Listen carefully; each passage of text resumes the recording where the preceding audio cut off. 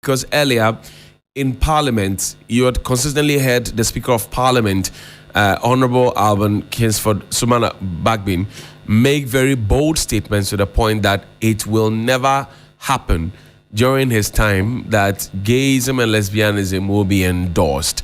But you had some members of Parliament also taking a different stance. Does it surprise you that they are now united in one voice pushing this LGBTQI bill? No, I'm not surprised. I think that the issue and the way that it was being discussed had to be looked, from all angles, and I'm sure that those who were a bit hesitant at the time were considering, in terms of strategy, how they could make their position clear because it has a certain international implications.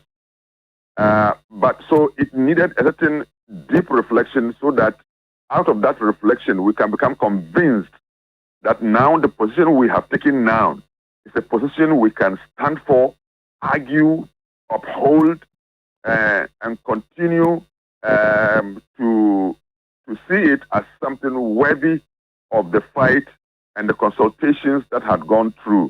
In any matter in which there are different views, it must be given the time and people must be given the chance to reflect deeply. One can start supporting something, but because he has not, thought deeply about it, if you give him time and he enters into reflection and the debates continue, and things that he was not, conscious of is brought to the fore. All that has happened now is indicative of the fact that we can enrich ourselves. So there's a certain enrichment of our understanding of the issue across the political divide that has led us to this. I'm not surprised because that is the beauty of the debate in Parliament. I'm only not happy with the murky exchanges. Yes, there's no way, and I think I have very good friends in the Parliament. There's no way I will support any freedom of expression that reduces to the level of indecency. The Parliament is the place where we make our laws, and that's why we call them honorable people. And people are listening to them. Young people who want to become politicians are listening to them now. So if they can reduce the value of parliamentary debate to the level of indecency, the language that we do not want to hear, and to accuse themselves of with certain attributes that are uncalled for, I think it is worthy of complete condemnation. And we must have the strongest of voice to tell our compatriots, our friends and brothers and sisters whom we have elected to this honorable House of Parliament, where they enact laws for us. It is not a small place. In fact, it is not a market. It is not a place for mutual insult, mutual denigration, insult across each other, where our values are no more respected because it is not a place for insult. It is not, I say it is not a place for insult. And if it has happened that way, we are not happy with that aspect. I think they are human beings. We are all human. There are times when out of emotions, our human nature shows up. But I think we can rise up above when we get into deep reflection. I think that those who engage into that kind of nasty conversations, with due respect, can have time to reflect and come back to the floor of the House and express their regret. Yeah, even as they want to vent out their emotions, they've gone beyond what is expected. And I think it would be honorable if both of them, in the way that they spoke, could also honorably tell the whole of the country that we regret in the way that we spoke, even though we still, have the sentiment in our hearts. But given where we are, we think that the way we spoke was not decent enough. Now, Sheikh, this has more become a human rights conversation on one part and also a religious conversation on another, and then the preservation of our values and culture. You are a Muslim cleric. Is it really as diversified a conversation as we see it, or this is a Ghana conversation, if you will? What do you see? No, I think that it is not necessarily a Ghana conversation. It has to do with the humanness and the values and the universality of the values that we uphold as Muslims and Christians and traditional people. So if you notice that in Uganda, they've already taken a position. In Kenya and other places, it has no place at all. I don't think this thing can be even discussed in Nigeria also and other places. So in the West African sub-region, you find that there is a certain unanimity about the abhorrence that we all express, towards this kind of practice. We are Africans and we are Muslims and we are Christians. So as Africans, our belief, our tradition abhors it. As Africans who are Christians, our belief and the values that we uphold, coming from on high, from the divine, through Jesus Christ to the Christian community is abhorred. Similarly, from the divine to the Prophet Muhammad, peace be upon him, to the whole of the Muslim world, about 1.2 billion Muslims that are in the world, is something that we abhor. If you come to Ghana here, and you want to even make it Ziwufiasem, if you want to make it even Ziwufiasem, as was indicated by Excellency former President of Ghana, Evans Atta Mills, right? Then we say yes. Even as a country, we are united in our belief in one God. I have just my latest reflection on how the newly elected MP for Asin North was sworn into the House of Parliament. And in all the rendition of the oath, we hear the name of God. I swear in the name of the Almighty God. That is a nation that is deep in the belief in God. So here in Ghana, by our constitution, by our arrangements, we are not humanists, but we are human people. We are human, but we are not humanists in that kind of philosophy that decides to remove God in the affairs of man, to render God irrelevant in the affairs of man. No, Ghana, we are not like that. We are secular, but our secularism does not also mean godlessness. We are a secular nation that believes, that have a deep sense of God. That's why our national anthem begins with "Bless our homeland, bless our homeland, Ghana." Our homeland, Ghana, right? We call on God to bless our homeland, Ghana. We say, "God bless our homeland, Ghana." When we recite the national pledge, we end up by saying, "So help me God." When we swear officers into office, including the Chief Justice, and I heard the President, conducting the swearing of oath of the CJ, and all bringing in, "I swear in the name of Almighty God," the oath of office and the oath of secrecy. All of them begin, "I swear in the name of the Almighty God." So this is a nation that we are united in our belief in God, and that has been clearly and succinctly been indicated by the unanimity of our parliament, in spite of the sharp partisan divide. But for them to have come one on this one, they need to be applauded. They need to be applauded with the strongest of our voice. And I think I am confident to represent the religious mind, right? Religious mind, representing Christians and Muslims. I think I have the confidence to represent and say that we applaud what they have done. The Humanist Association of Ghana, a civil society organization against the anti-LGBT bill, has questioned the relevance of the bill following its adoption by Parliament for a second reading. That means that we're just going for a third, and then it will become law if assented onto by the President. They say we have a myriad of issues that should engage the minds and hearts of Parliament rather than an anti-LGBTQI plus bill. What do you say? You see, in answer to this one, I'll only refer him to the Akan proverb, which says that the wufu eswa uyeninya. To wait? To wait, if your farm, your land that you are tilling is so large, you till every aspect of it. You till all. You don't leave some to follow, and they become unproductive. Even though we are confronted with other, but that the Christian expression will tell you, man shall not live by bread alone. We are not a community of people who say that we are only body. We are a community where, as humans, we are mind, we are body, and we are spirit. We are, as human beings, we are not bags of bones and flesh alone. We have spirit and we have mind.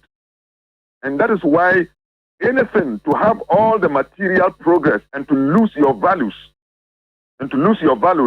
can spell doom for you. And that is why, in fact, we can even give priority to this one. We can even give priority to this one to maintain our values and to hold the sanity of our spirituality. And that can be followed by all, but we can get all the, if you like, the economic progress and advancement that, and then we lose our values, we become so destructive.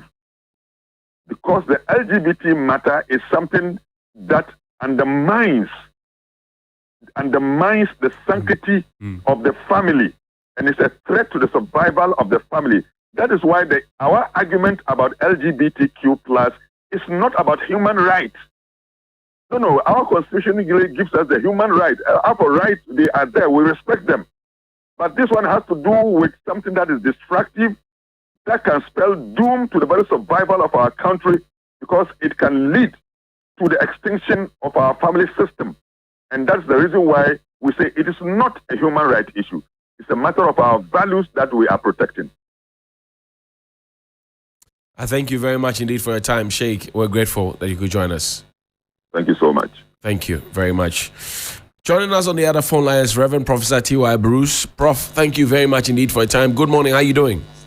Oh, I'm doing great, fine. What about you? I'm greater than Accra. You're also a clinical psychologist. Now, that portion of the debate has not been fully done, because there are those who hold the view that practitioners or people who gravitate towards LGBTQI may have some psychological issues that must be attended to. Is that the reality, or is just a figment of somebody's imagination? Oh, it is the reality. People who are gravitating towards that practice really having some psychological problems, for which reason we should not prevent them from destroying themselves. It is an abnormal situation. The reason is that behavior you are going to engage in, we will label it as a maladaptive behavior, because it does not produce the interest of the practitioner. It does not indeed lead to the growth and development of society. So that behavior is maladaptive. There is nothing good we gain from it. Then those who are also, we are calling the practitioners, they are psychologically disorganized. Because for you to deny yourself that I am this, even though you are a male or you are a female, and you say, no, I don't look like a female, then you are psychologically disorganized.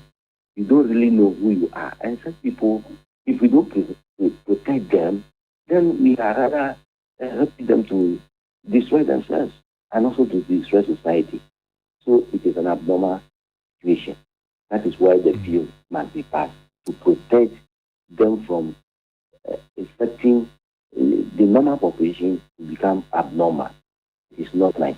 And when we look at it, the reason why psychologically we are supporting the bill to be passed, that their behavior, when you take the statistics of those who are practicing that kind of thing in the whole world, they are infrequent.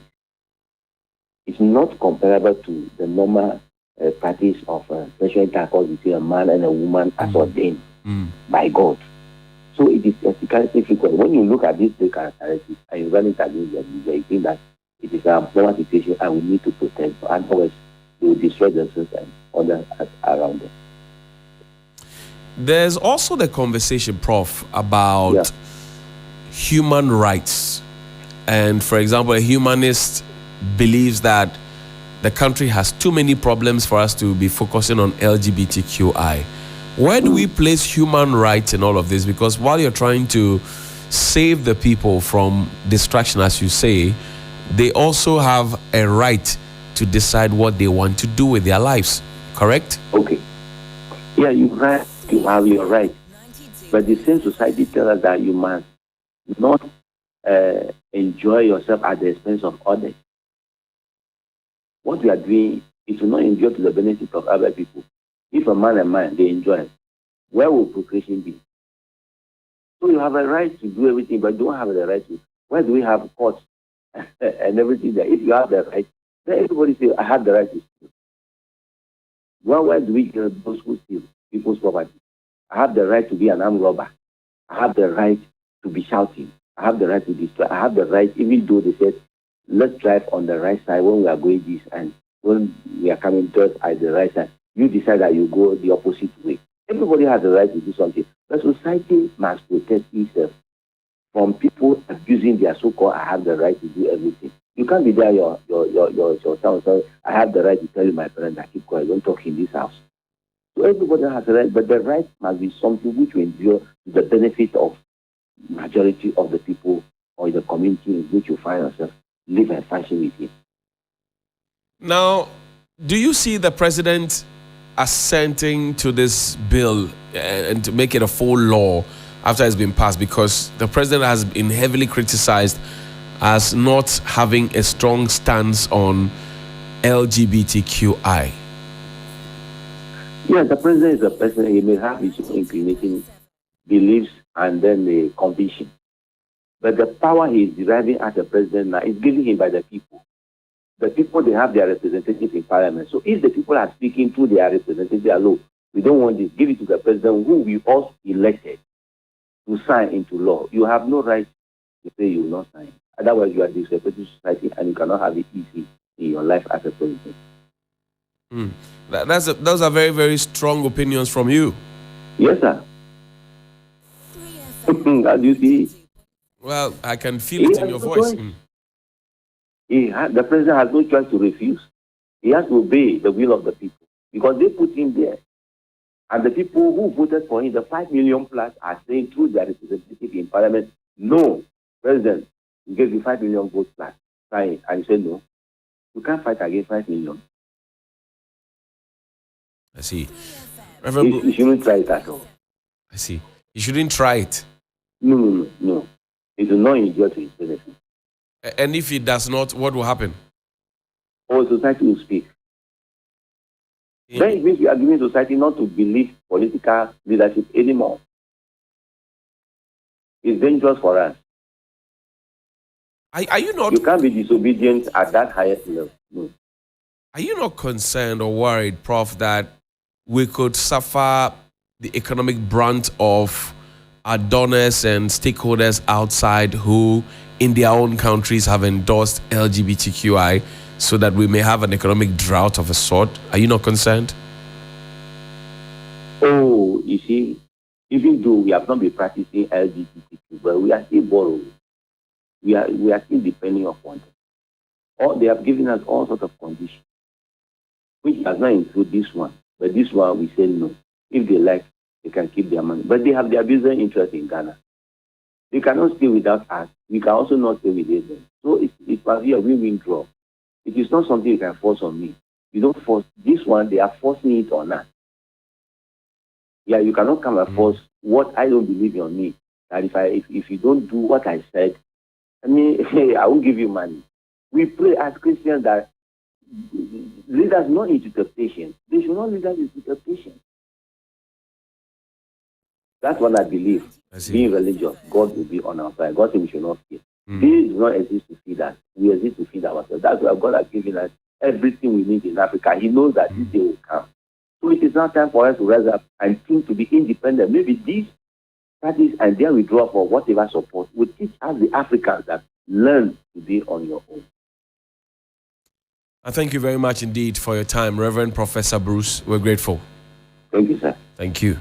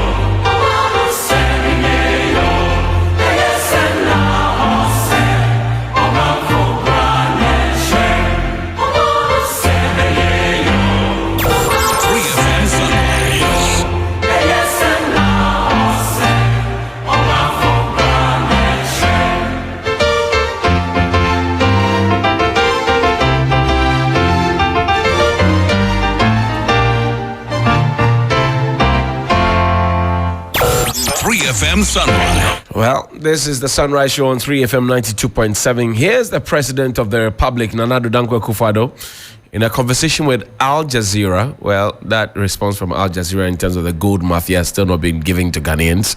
We'll take it one step at a time. But he was speaking on legalization of homosexuality. He mentioned that it is bound to happen. Listen to President Akufo-Addo. Homosexuality, for example, which I believe is illegal and it's punishable. I mean, why is homosexuality still illegal in your country? The social, cultural issues, if you like. I don't believe that in Ghana so far a sufficiently strong coalition has emerged, which is having that impact on public opinion that will say, change it. Let's then have a new paradigm in Ghana. Is that something you would get behind? I think that it is something that is bound to happen. And when that happens... What's going to provoke it? What's going to make it happen? Oh, it's the activity, like elsewhere in the world. Like elsewhere in the world, the activities of individuals, of groups. I grew up in England. I went to school as a young boy in England, and I grew up at a time in England when homosexuality was banned there. It was illegal. And I lived the period when British politicians thought it was anathema even to think about changing the law. And then suddenly the activities of individuals, of groups, a certain awareness, a certain development grew and grew and grew stronger, and it forced a change in law. I believe that those are the same processes that will bring about changes in our situation. At the moment, I don't see that in Ghana there is that strong current of opinion that is saying this is something that we need to even deal with. It's not so far a matter which is on the agenda. Let me ask you about something you've tweeted about. You say, critically, men and boys must take responsibility to say no more child marriage. How big a problem is that It's a big problem. in the country? And why do you think it's still there? Is it an education issue or cultural? Obviously, educational, stroke cultural. Mm-hmm. It's a matter. You have also the economic difficulties that force people to behave in a certain sort of way. But these are matters that we are determined to try and do something about. We're doing. Because it has a devastating impact on society, doesn't it? It does indeed.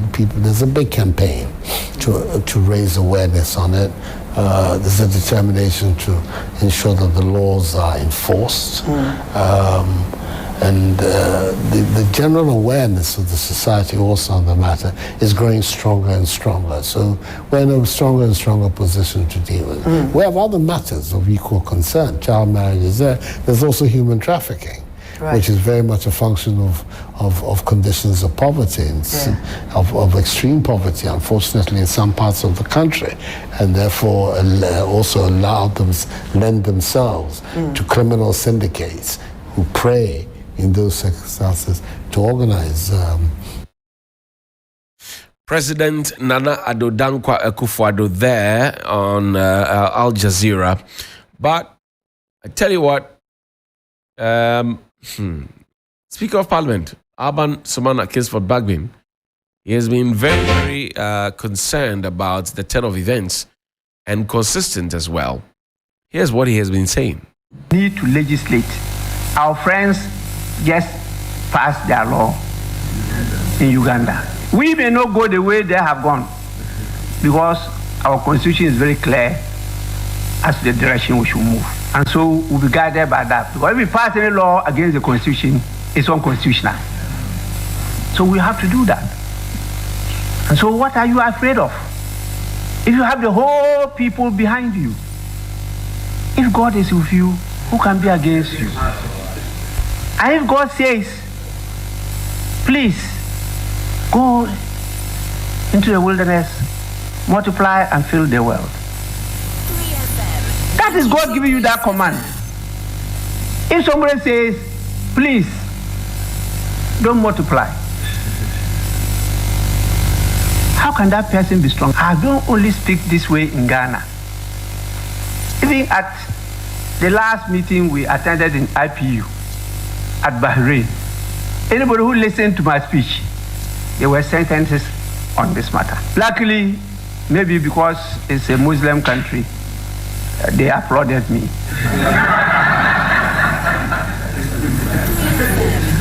If it's somewhere else, they will be asking questions. As the vice president just did, is it yesterday? I mean, these things should not be tolerated. That is undemocratic. What is democracy? That somebody else will have to dictate to me as to what is good and what is bad? Unheard of. Because we have decided to devalue ourselves and go a begging. Come on, we have more than enough. God has created more than enough for every person. It's just because you are looking at somebody else's share, not yours. We have enough in the world. The bill will be passed. The bill will be passed. That's what he said there. A bit of a throwback because today is Thursday. The late Professor Mills. Listen to him. No one can deny Prime Minister Cameron his right to make policies, take initiatives, or make statements that reflect his societal norms and ideals. But he does not have the right to direct other sovereign nations as to what they should do, especially where their societal norms and ideals are different from those which exist in Prime Minister Cameron's society. I, as president of this nation, will never initiate or support any attempts to legalize homosexuality in Ghana. As a government, we will abide by the principles enshrined in our constitution, which constitution is supreme. Let me also say that whilst we acknowledge all the financial assistance and all the aid which has been given to us by our development partners, we will not accept any aid with strings attached if that aid will not inure to our interest, or the implementation or the utilization of that aid with strings attached would rather worsen our plight as a nation or destroy the very society that we want to use the money to improve. Late Professor Mills there. Everybody has been speaking. What do you say? Former Speaker of Parliament and former MP for Dom Kwabenya, former ambassador to India, the Right Honorable Reverend Professor Aaron Michael Quay, he also spoke. Listen to him. Listen to Professor Michael Quay. Listen to him. Ghanaians is against our culture. We in Ghanaians in Kosisi Nkongwa Obabe Waria. Na o abojise. Obema ono obema nso no be wono. Na o finfim. Na sani pay abegina ho say ebusuafo sisi Nkongwa. I believe that Ghanaians don't like that kind of thing. Ghanaians are also Christians. It's clearly against the Christian principles. Ghanaians are also Muslims. Go and get the Quran, it's there. So where will it pass to come? Did you actually know that Professor Quay threatened to resign from government, in fact from parliament, if Ghana decriminalizes homosexuality? You didn't know about that? Well, listen. Speaking for yourself, Professor Michael Quay, as Speaker of Parliament, if tomorrow the Attorney General were to inform you that Cabinet has approved an amendment to the Criminal Offences Act, in particular the section that describes as an offence unnatural carnal knowledge, and that you as Speaker must preside over the process of the reading the amendments in the first reading, second reading, and third reading of Parliament, would you resign as Speaker? I will not preside over this. You see, there's a time when a man or a woman must be guided by some principles. So in that circumstance, you would leave Parliament? If it happens, and I know it will not happen, because we are in Ghana. But if it happens? If it should happen, just by way of conjecturing, yes, I will leave. You leave the Speaker's I will not preside over that. No. I will not preside over that, and I will not be part of that. It will be a matter of serious principle, including my Christian ideals. You know, I've told you, homosexuals, Ghanaians recognize them as also having rights, like thieves. So we don't have to beat them up. Yeah, you already made that point. If anybody should bring such a thing in Parliament, and I have to preside over that, I would rather resign than subscribe to this delusion. In Ghana, the Akan saying, Sani no anka, or no British Prime Minister no, Obetoye. Onye oba, no bema.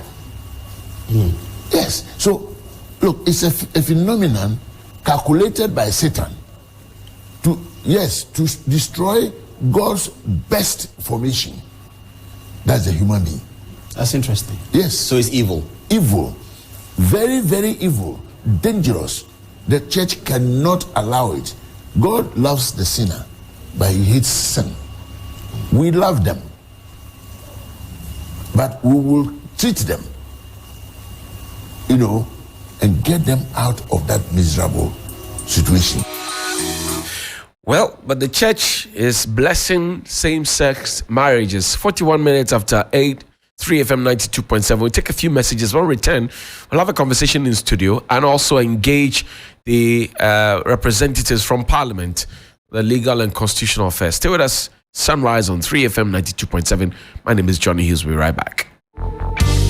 Are you looking to transform your kitchen and wardrobe into your dream space? Empire Kitchens Limited has you covered. Our team of expert craftsmen specializes in creating all types of kitchens and wardrobes from traditional to ultra-modern with soft close doors and drawers. We offer a variety of top quality worktops from granite, marble, and quartz. Our designers will work with you to create the perfect kitchen and wardrobe that suits your lifestyle. You won't have to break the bank.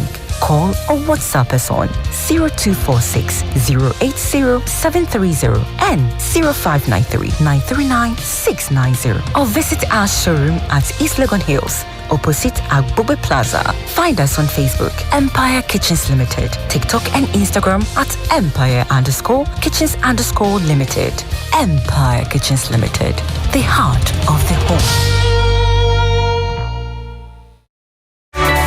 Passengers at Nebasisia. Driver, you can't do this in London. Oh, 1 minute for why? Shell, Driver, what's all this about? Oh, madam, help me say thank you to Shell. Because I'm a member of the Shell Club, I get loyalty points every time I buy fuels that I use to redeem gifts I love. Third-party insurance for my car, free medical insurance, and many more. Shell dey my side. In fact, when I see another Shell station, I will hug everyone there. Hey, driver, what the fire kwanza? Hey, English, madam. Into TG. Enjoy numerous benefits when you buy fuel from Shell. Get loyalty points to claim third-party car insurance, family medical cover, provisions, and many more for free. Driver, Shell dey your side. Go well. Usika seme nkoyiana quick credit siasia say sika pe enna fom intina yaba say ye be cheche wo yam bosia bon hyehyɛ ho wutumi bobosia edifi aso ye fee 1500 Ghana cedis edeko na nia wo hia ne wo national ID card wo hia sa wo betu susu wo hia awowa ye ngiseke bia nto ho wo nsanso hia say wo ne yem bebue futuo bia quick credit ewo homao say ye dwana wo pese wudi ana wo pese wo hye ejuma foforo ase ana say ye school fees Anampo eyeye. Bosumi ejmayefo nso ye wo bi mamo. Nemom kai say ye mobosua ewo internet so. Afen so omantic akrobia batang. Bank of Ghana and Sawo Jumedie yimu. Enti tutumri kana freyeng was 0302-200-390 and 0596-920-833. Quick credits, lending made simple. Kai said Jumedie yin shishaye kakra wo ho. A bank that supports you, a bank that cares for you. Hand in hand, we stand with you. So lift your head up, big dreams are waiting. We'll walk with you wherever you go. Where all your dreams are alive, CBG will make you smile. We will rise with you. Your business will flourish. Your name will stand out. Consolidated CBG. We stand with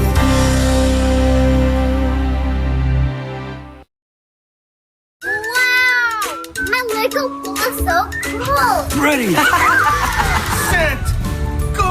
The 3FM Baby Fair is here. Calling all parents and guardians, mothers, expectant mothers, and expectant fathers. Parents, make it a family affair with fun photo booths for family shoots, kids arena for the kids to have fun, and so much excitement. This fair will be a one-stop shop for all childcare products, clothes, toys, child development products, and so much more for every child of every age. 3FM Baby Fair on the 7th July, 8th July, and 9th July 2023 at Marina Mall, Airport City, Accra. To be a part of the fair and exhibit your products and services as a vendor, please call 0244-405027 right now. The 3FM Baby Fair, your one-stop shop for all your childcare products. Book your space and exhibit your goods and services to a worldwide audience. The 3FM Baby Fair is proudly brought to you by Marina Mall. 3FM, your urban lifestyle radio.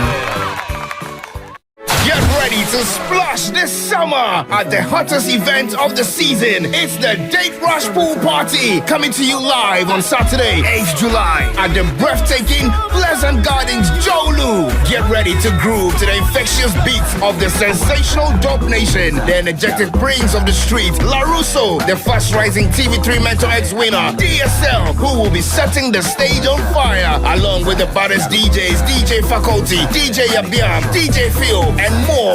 So put on your trendiest swimwear, grab your friends, and dive into an epic celebration of summer. Remember, it's Saturday, 8th July at the stunning Pleasant Gardens, Jolu. Doors open at 3 p.m. Don't miss out on this unforgettable experience. Tickets are going for a cool 50 Ghana cedis. For tickets, dial *713*33*25#. To purchase or make a reservation, call 0244-405027. Date Rush Pool Party, the summer event you don't want to miss. 3FM Sunrise. 3FM Sunrise. Start your day with Sunrise on 92.7 3FM. Sunrise on 3FM.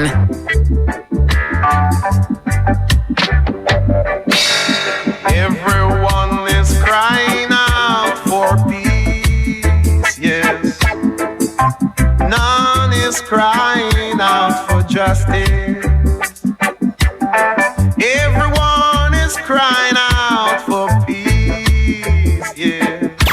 3FM Sunrise. None is crying out for justice. I don't want no peace. I need equal rights and justice. welcome back and thank you very much for staying with us. 48 minutes after 8. 3FM 92.7 Sunrise Morning Show. Sam Jatta George has been the lead of the members of parliament who filed that private members bill, proper sexual human rights, what has now come to be known as the anti-LGBTQI plus bill, which is before parliament for a second reading, happened yesterday. One more reading to go and then it becomes a full law if they make a determination on it, and then the president will have to assent to it. It's gazetted. Voila, we're there. He spoke on the floor of parliament yesterday. Listen to Sam Jatta. To celebrate Mr. Speaker, who has been a stalwart and a bastion for this bill. But for Mr. Speaker, this bill would most likely have been killed. Mr. Speaker has stood his ground and ensured that this bill has come this far. And I want to use this opportunity with the support of my colleague members of parliament, since we all support this bill, to serve notice to the Western powers that we have taken judicial notice of what they have done to the Speaker of Uganda. After Uganda passed the bill, the sanctions on the Speaker of Uganda's parliament and on the sponsors of those bills, we will serve notice as well that if they replicate same with our Speaker and members of parliament, we will also take action against their business interest in our country, because they serve in this country and make money from here and take back home. They cannot hold us to ransom. And like has been asked on this floor, Mr. Speaker, why is it that the American Secretary of State has not sanctioned the Secretary of Defense? Because June was declared Pride Month and they had transgender parades. The U.S. Secretary of Defense blocked and stopped a transgender parade on a U.S. Air Force base because he said the U.S. Pentagon, which is their defense headquarters, would not support such activity. Governor DeSantis has passed legislation against open transgender parades in Florida. Why have they not taken on their own citizens? In fact, in 2022 alone, there were 433 actions in State House of Legislatures across the United States, banning and clamping down on homosexuality. The Supreme Court of the United States, SCOTUS, just last week, passed a landmark judgment enforcing the rights of American citizens to refuse to offer services to people on the basis of their faith and because they were LGBTQ. Mr. Speaker, it shows you that even America has realized the error of their judgment and are walking back their steps. Italy in June designated June also as Family Protection Month to counter the Pride Month. Maybe that's something Ghana should begin to consider, that we make June a family values month to celebrate the Ghanaian family value. But Mr. Speaker, in wrapping up, Mr. Speaker, I just want to state that the dangers of homosexuality are grave. Persons who are homosexuals or transgenders, per statistics from the CDC, have at least 6 times higher rates of obesity, substance abuse, and suicidal thoughts than heterosexual people. This has a consequence for our health bill as a country and public health, and we cannot turn a blind eye to this. I want to thank every member of this House who has supported this journey so far, especially the committee as well, in bringing us this far. Mr. Speaker, this bill will be passed to the glory of God. Mr. Speaker, this bill that they say the God we serve is a God of love. Yes, he's a God of love, but he's a God of justice. He gives forgiveness. He gives mercy to those who repent of their sins. He doesn't give mercy to those who stay in their sins. We are willing and ready to offer support to anyone who wants support. But Mr. Speaker, the Old Testament and the New Testament are replete with Bible scripture. I cannot end without quoting the Bible. Mr. Speaker, the Bible is clear. In Leviticus 18:22, it says, do not practice homosexuality. Having sex with another man as with a woman, it is a detestable sin. And for those who say that we are living under the dispensation of grace, the Bible says in 1 Corinthians 6:9-10, don't you realize that those who do wrong will not inherit the kingdom of God. Don't fool yourself. Those who indulge in sexual sin, or who worship idols, or commit adultery, or are male prostitutes, or practice homosexuality, or are thieves or greedy people or drunkards, or abusive or cheap people, none of this will inherit the kingdom of God.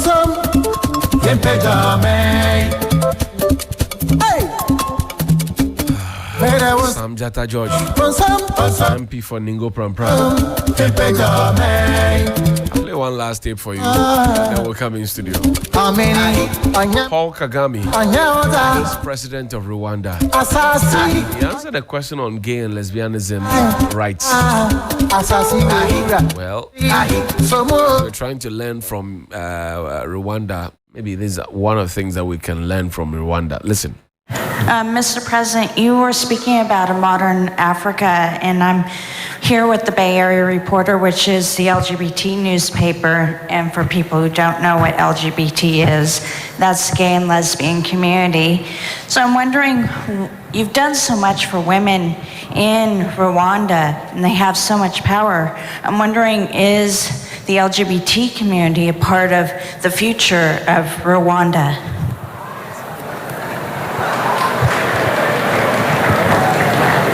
I don't know if I understood what you just asked, but I guess I understand. I understood.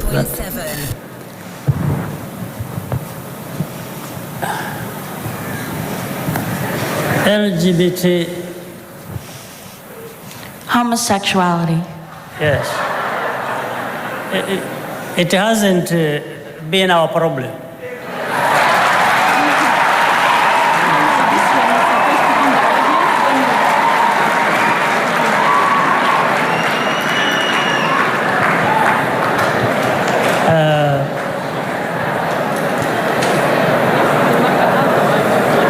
And we don't intend to make it a problem.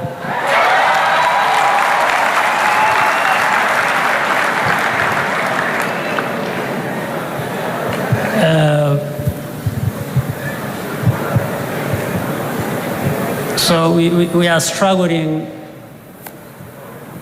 with all kinds of problems we have, and as I said earlier, we want to have everybody involved, participating. That means, as I said, being there for each other again is because we mind being supportive of each other, we mind the stability that comes with allowing people to live in harmony. And I think we've made good progress on that. So this far, since, as I said, that is not a big problem for us, I don't want to make it a problem.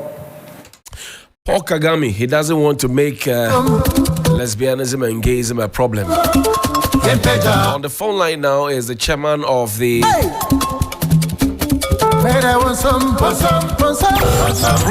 Sunrise. Well, I'm told it's actually the member of parliament for Asante Akim North, Honorable Andy Apia Kubi, joining us now. Good morning, sir. Thank you very much for your time, Council. Good morning, Mr. Hughes. How are you? I am greater than Accra, sir. How are you too? What kind of response? Okay, I'm good. I'm good. Great. You are on record to have said that if Parliament goes ahead after the second and third reading, takes a decision on the bill before you, which has generated a lot of national conversation, the President will have no choice but to assent and make it a full law. Where do you draw that strength from? I draw that strength from the position of Ghana's Parliament. The unanimous endorsement of the bill suggests that this is Ghana speaking. And when Ghana speaks like that, and it doesn't happen quite often, if Ghana speaks like that, I have a strong conviction that the President will assent to the bill. So I am more than convinced that nothing will stop our President from assenting to the bill. Is this one voice in Parliament now that seems to be surprising the entire citizenry? Because not so long ago, it appeared that you didn't have this level of unanimity from Parliament regarding the bill. What changed? No, there has never been any doubt at all whatsoever, to my knowledge. Myself, I was part of the drafting. Even at the drafting stage, I was part. And the only reason that I was not listed as a sponsor was that at the time, the day that they were filing it at the table office, I was out of jurisdiction. And indeed, my colleagues, whom I had worked on several weeks, called that we are going to file it on the day. And I indicated my absence. And they even solicited my consent to substitute me with another MP. And I granted it because I wanted the bill filed on the day so that we will expedite action on its processing. So I have never seen anybody show any resistance to this bill or the process, except that the interventions against the processing and the bill itself, to my knowledge, have come from outside Ghana's jurisdiction, not within. Are we not worried about the repercussions, at least from our benefactors and their munificence, and the fact that in most of those countries they have already said yes to gayism and lesbianism? We go to them to borrow, they give us hand-downs, and we are saying boldly that we don't want it. Are we not concerned? My brother, people who cause pain in this world do so through pain. And if this is the price we have to pay for the change that we all want, and for the preservation of society that we all want, we will not be deterred by people's threats or threats from our development partners. This is Ghana as we want it. And this is Ghana as we inherited it. And that will be Ghana that we will see in the future. Indeed, if Ghana ceases to exist, there will not be any partners. So our Ghanaianness is more important than the partnership. So let us protect the Ghanaianness of the Ghanaian, and the partnerships will follow. So we are not deterred at all by such threats of withdrawal of support. Well, support doesn't necessarily mean spoon feeding. Support connotes an addition to what we have. And if the support doesn't come, I'm sure that we'll find a way to make do with what we have by ourselves. Well, so far, have we proven to be self-sufficient? We can never be self-sufficient ever in our lives, because even by human appetite, it's insatiable. So even as you achieve the levels of satisfaction that you project, at the point of achievement, you will still find some emptiness that you need to fulfill. So the point of achieving satisfaction is an illusion. We will never reach there. But at least we will make progress. And for us, progress means achieving success. The second reading has been done. What more is there? What more is left before this becomes a full law? Guide us. The third reading is only about looking at the content, the construction, the grammar, the usage of words, the typos, and the consistency of one provision with another, and the consistency with provisions therein with the Constitution as a requirement of the law. So it is not any attack on the concept itself or any attempt to review the concept itself, but it's only an attempt to perfect the content of the law for it to meet the expectations of our drafting standards. Sam George, one of the lead advocates for this bill, has said continually that he has been targeted. In fact, that in some cases, he cannot even spend outside. Somebody has to use his card to buy stuff for him if he wants to buy, if it's outside, and all of those ones. Don't you think that other parliamentarians could be targeted as he has been targeted and blacklisted? Well, that is the price we pay for public service. And I'm sure that everybody coming to public office realize that there is a part of you that you sacrifice by way of privacy. So if people intrude upon your privacy, it is a known condition before you accepted the position. So I expect anybody who is not happy with particularly what you do in your public service role to show some form of dissent. But God saves all of us. God is our helper. God is our protector. So that doesn't mean that you don't accept public responsibilities and discharge it to the best of your abilities. So, granted that that possibility is there, right. We will not be demotivated by the presence of such possibilities. Many of the times, we will rather be motivated by the opportunity to serve the people of Ghana. Now, yesterday there was a clash in Parliament. Honorable Murtala Mohammed and Honorable Eslo Uswe Kufu. You were there in Parliament. What exactly happened? Was it necessary at all? It was very, very unnecessary, as you yourself put it. Very, very unnecessary to what we had done beautifully even before we got to that point.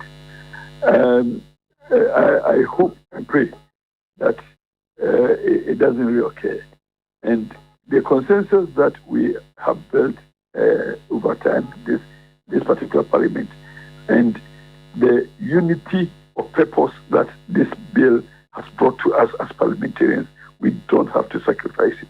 So it's unfortunate that we saw what we saw yesterday, but I hope that all of us, including them, all of us have learned our lessons, and going forward, we will learn to show more maturity, show more respect, mutual respect to each other, and show more purposeful in our deliberations and our commitment to our duties as parliamentarians, rather than showing such personal sentiments against one another that has the potential to, undermine the confidence, the unity of purpose, and the camaraderie that we enjoy and exhibit in Parliament. So it was so unfortunate, and I pray that the public will forgive us and let us learn from it. Honorable Apia Kubia, thank you very much indeed for your time. Grateful, as always. Thank you very much, Mr. Hughes. Yes, and have a good day. You too, sir. That's the Honorable Member of Parliament for Asante Ashim North, and the Apia Kubia there. MP for Asin South, Reverend John Intim Fojo, who himself is also one of the proponents of the bill. Hear him. And we are grateful to the deputy speakers and to all 275 members of Parliament, both sides of the aisle, and in particular to the sponsors of the bill, and emphatically supported by all 275 members of Parliament. As my good brother Sam George has already said, this is not about NDC, this is not about MPP, neither is it about any political party, but it is about ensuring the sanctity and defending the dignity of our Ghanaian people, our culture, and what we stand for, the values that define us. And so, unanimously, all of us, and majority, unanimously, all of us as Ghanaians, across all religions, across all sects, across all beliefs, we stand strongly with this bill. This bill is not just for today, it's not just for tomorrow, neither is it going to expire in the next 100 years. But even the next 500 years and the next 1,000 years, we believe that this is a formidable law, this is a formidable legislation that will be sustainable, and that is going to stand to reflect the values of Ghanaians, and that will protect what we stand for. Okay, that we have it. Helen, back and forth. You've listened to the statements. What say you? I wish we were able to ask Honorable And the appear could be a question before he went. I wanted to know how far for the finance minister. They were told to hold on, Kakra. I didn't want to mix potatoes and cassava. Of course, I know. But I'm sure he's always available. We can always ask him. When we get to that point, I'm very curious. But that's on the one hand, because of course the economy is still, biting hard. The deputy minister until yesterday said that teachers are to blame, not the finance minister. Okay, then we'll park it for now. Take it cool. Let me take it be cool. calming down. Let me take it cool. Back to the heated LGBTQI conversation between the MPs yesterday. Comrade Mutala, also Ursula Owusu-Ekufo. When they say, what was interesting to me when they were using the word practitioner, practitioner of LGBT. See, there's a certified practitioner. So I quickly just went and checked it on the dictionary. So a practitioner is somebody who engages in an art, discipline, or profession, especially medicine. So just as a point of maybe thought for all of us, some of the ways in which we couch the language, so we know exactly what we're dealing with. Because I've heard it's like you are a practitioner of you are a practitioner of Gobe. Yeah, you get me. I think the language is a bit concerning, but we've had a chance to. It's I say, hey, practitioner, dear, and then LGBT, a professional, your friend, what is going on really? The language has been interesting. For me, I think there are parts of the bill that I still find quite problematic. But as a non-practitioner. As a non-practitioner. I find quite problematic because the human rights angle does come up, and I think that we do open a can of worms with some of the things that we're criminalizing in that bill. I'll come back to it as I gather my thoughts. All right. But I make no bones about it, no secret about it. I think that there is a place for further conversation about LGBTQ.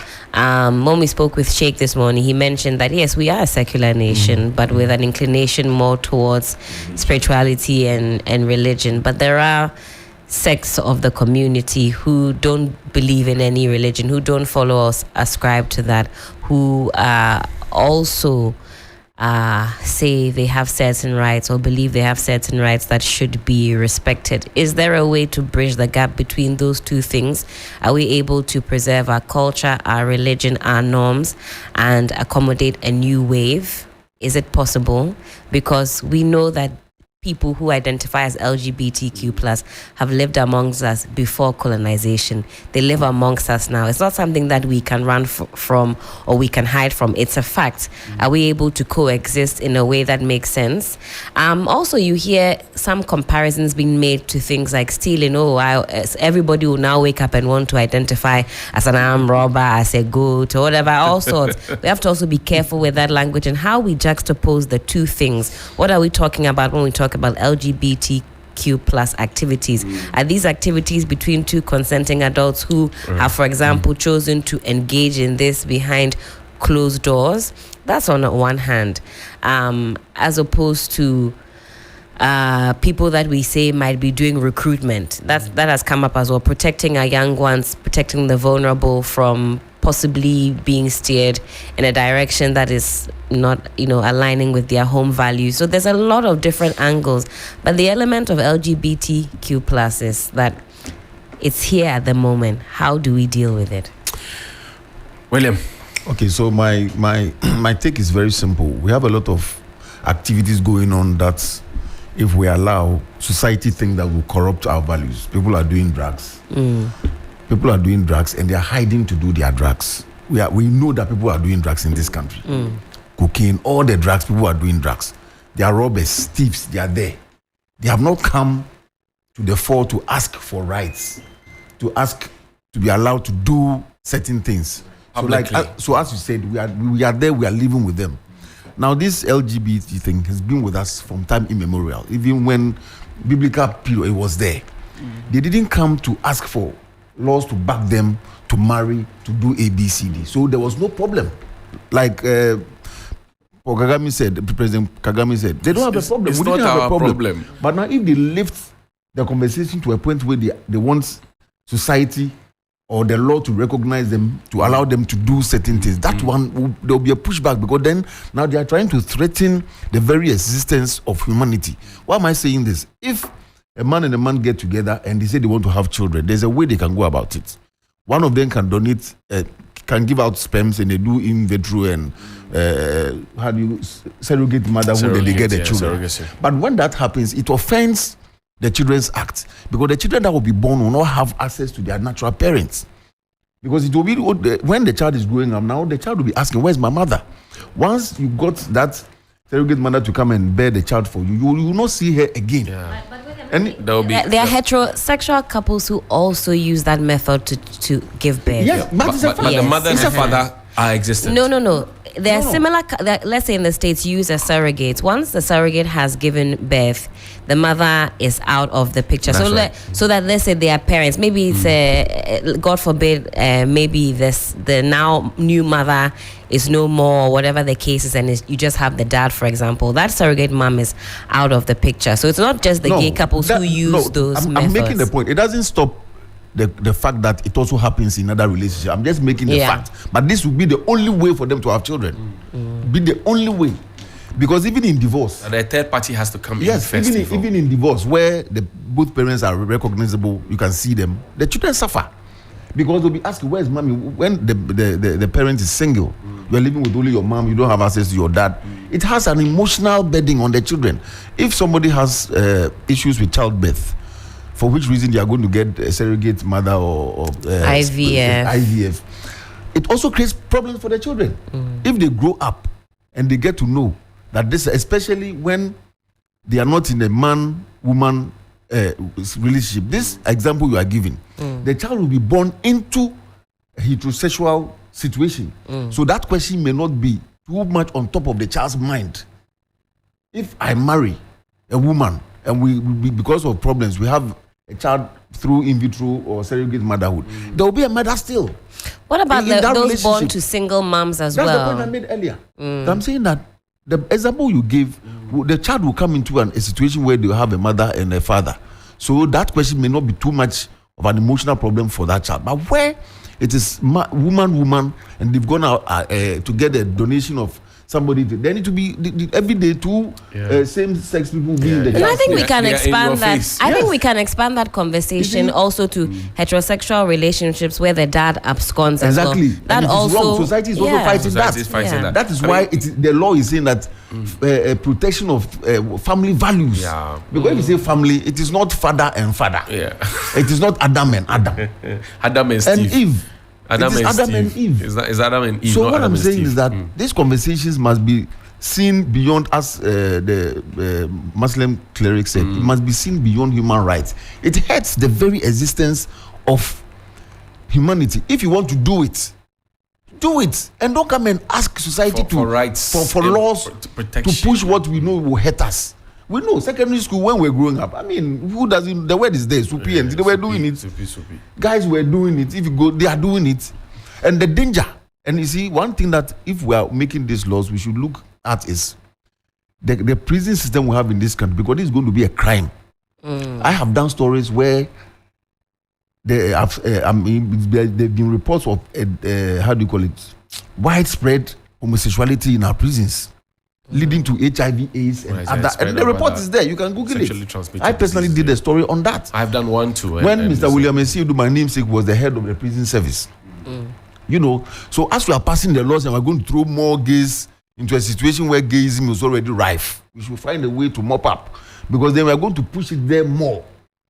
When you hear, I hear when you are in the prison, you hear, hey, they mean somebody has been seen doing things. Somebody has. Yes. Has somebody. Sisters are doing it and the brothers are doing it. So the conversation shouldn't be emotional at all. We have to be practical about it. You say you are criminalizing the thing. Okay, why are you going to put them? You're going to put them in jail.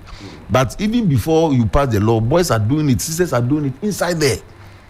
And already there's overcrowding. So if you are going to say overcrowding. So maybe we need to start looking at alternative punitive measures. I mean, custodial sentences now are proving to be. So can we have community service and all those other options available so that, I mean, look at all the bushes around. We can have people weed. Farm. You know, Weed. cultivate. In Ghana, yeah. we don't have conjugal rights. We put- where prisoners don't have conjugal rights. Yeah. Where when you are in prison and you are married, you allow your partner to come and have. There's a place for you to spend some hours. If you finish, you shower can go, and you go home. We don't have it. So they are developing all kinds of ways to meet that natural need. Yeah. And Look, now you are going to add people who are already predisposed we put to that kabudo. We put what do you call it? Dr. Ali Gabas, that's his name, right?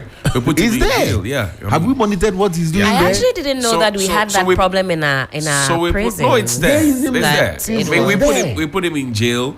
There's a medical doctor who could be teaching. He started teaching some people, but how about putting him in a regular school and he's serving that sentence maybe 10, 12, 15 years and he's teaching and he's being monitored. You are going to put him in jail at night. Have you been hearing pay? As soon as I did the story. So the police, the prison officer was telling me. I did a similar story. I had the pay matter. Those who are against it, if they see those who are doing it, they shout pay. Then the prison officers will come and mop up. Oh, I see. That pay story is there, pa. So and you know, because of the way they lie down too, they are crowded. Yes. So if somebody is closer to somebody, you understand? Upon all the overcrowding and everything else that is going on there, pay must be happy. The whole thing is a natural core. It's like thirst for water and hunger for food. So there should be a way that society must control it. Because I'm hungry, I cannot go and steal food. Some societies, if you go and steal food, they won't jail you. But Ghana, if you steal one finger of plantain, you'll be inside.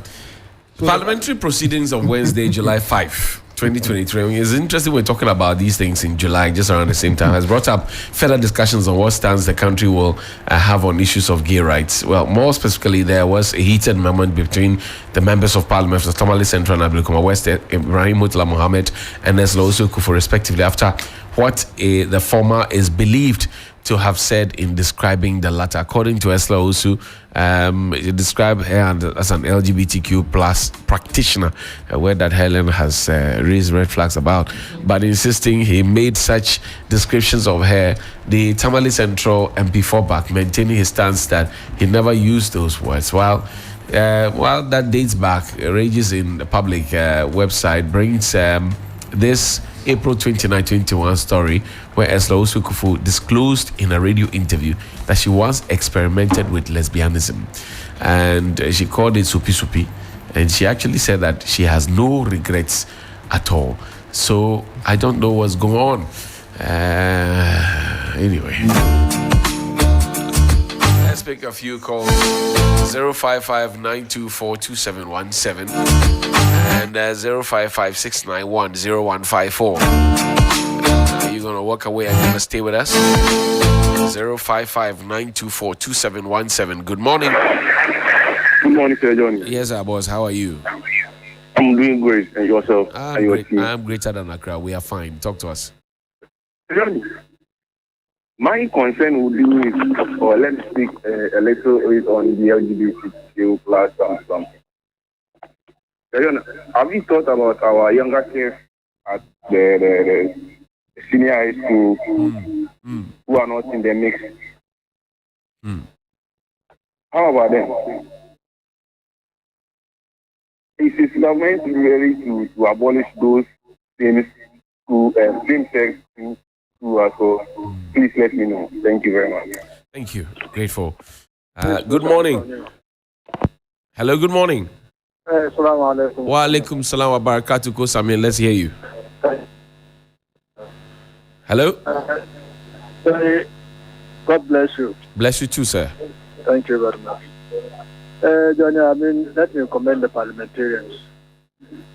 For coming out boldly, all the 275 parliamentarians, to support this bill for it to go through the second reading.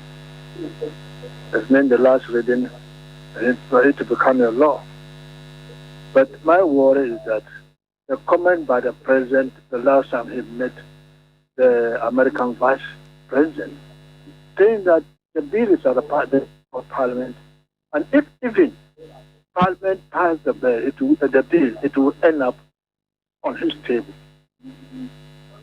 It's something that we have to think about because they say Obenyasani, and then Obenyasa for Ebunebe and Kanasem. Yeah, Kanasem.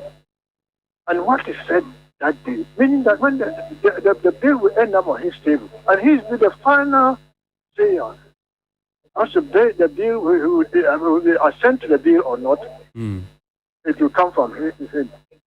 Well, and he assuring her that the bill will end up on his table. We'll wait for it. And I think we have the Ghanaians should be thinking of this and look at the president as to how it will end up. And the parliamentarians observed something yesterday, in which we are practicing the proper, lay down of our governance structure.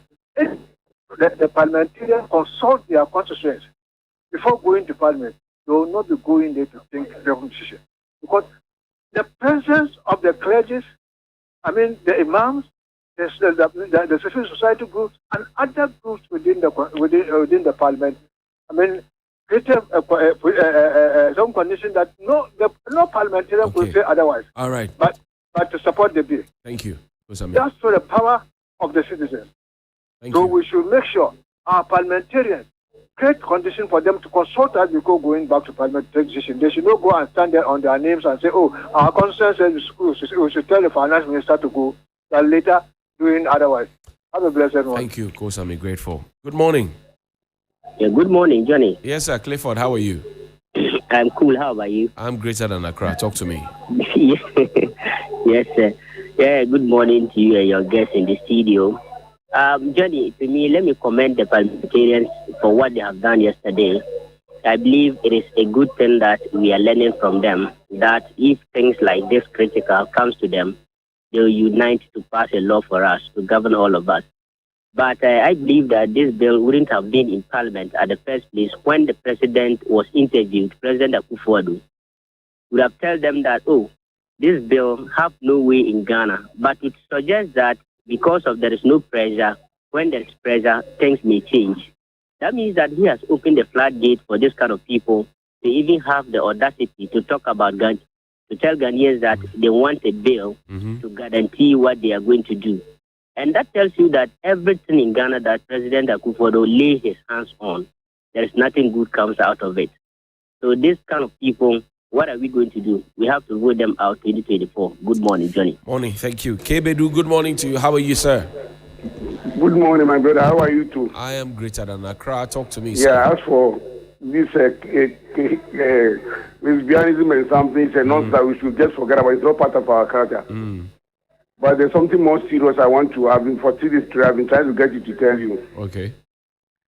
There is this issue I think we talked about last year where some people are trying to convert the CSR land at Pokwasi in Hamasama area for the so-called affordable housing. They started again, they've come together, and there are some scandals raking it. 5 private estate developers have come together to begin. There's one outstanding story we all heard in May when we went to a meeting there. Okay. That the land department has sold some of the land to Def Traco, a private estate company. I want you to investigate that and keep my number so that we can get in touch and do it. All right. Because that's the thing they say about some 2 weeks time they want to start the so-called affordable housing. Okay. We cannot. And then this man called Frank Paul Ventures. It's okay. We cannot independently verify your claims. You're mentioning names. That's not fair to them. All right. So please keep my number and call back. All right. Thank you. Good morning. Good morning. Right. I'm calling from Accra. Talk to me, sir. John, what is happening to this country? I don't know unless you tell me. Are we having this? Instead of us to think about how to manage the economy and make things better for the nation, we are not talking about this. You heard someone say it is not their problem. They are not even thinking about it. Because I don't the NPP, they want to pass this law because they want to get some money from the white people and then make their politics. That is why they are forcing. And one MP said we should give them the chance for each MP to either make a statement on it, whether they agree or they don't agree. I think that is good. And the day they agree this law, we'll be waiting for them in front of the Parliament House. Those who accept it, we will speak to them there. if they don't know. If they are, I'm serious, Serious matter. because even animals will not do these things. Animals even will not accept this. Are you in the animal farm? Okay, thank you very much. Grateful. Good morning, Ken. We lost you. Please step forward for me again. 055-924-2717, 055-924-2717, and 055-691-0154. Good morning. Hello, good morning. Sorry. Still noisy where you are. 055-924-2717, 055-924-2717, and 055-691-0154. Good morning. Good morning. Yes, sir. Hey, Special Johnny. Yes, sir. Talk to me. Yeah, Johnny. You see, Johnny, this bill matter they are saying is very, very case and how these matters have to hear to talk to the citizen. Johnny, you see, we are not. So why? Who gives them that knowledge? Johnny, you see, if you don't wake up and be punishing these people, whether they don't have reason, whether they don't have knowledge, I don't understand them, Johnny. Some people are grandfathers who do not go to school safe. They don't educate safe. They do not accept wrongdoing. When we education, we have to band it and take our culture serious. That's why I'm saying it. Because many has already said, it's been watching education to make us fool. So, this white my education there. We have to just stand down and take Africa culture serious. Because, Johnny, we can't accept this kind of thing. Johnny, I want to let Black Rasta know that if you know they speak Black citizen, Black Rasta man, or they do that. That kind of politics, and then I heard him, I boil up. All right. See? Precious. Thank talk you. about the Black citizen, Black man will unite. You see, Rasta will unite. If you are Black man, you can rule Black man country, you know? Okay, Because thank you. Black man put demarcation inside we. Babylon is Thank you. that. They make Precious. you preach against Babylon. Thank you. Good morning. Hello, good morning. Morning. How are you doing, sir? I'm fine. You know, my brother, I was looking for my brother Sam Okujeto's number. I can't get it. I've asked two of my senior brothers, thinking that I was going to get a number from them. I couldn't get it. Okay. But Sam Okujeto has done a lot for this country. Right. He was a former member of parliament for North Tongue. He did tremendously well for the people of North Tongue.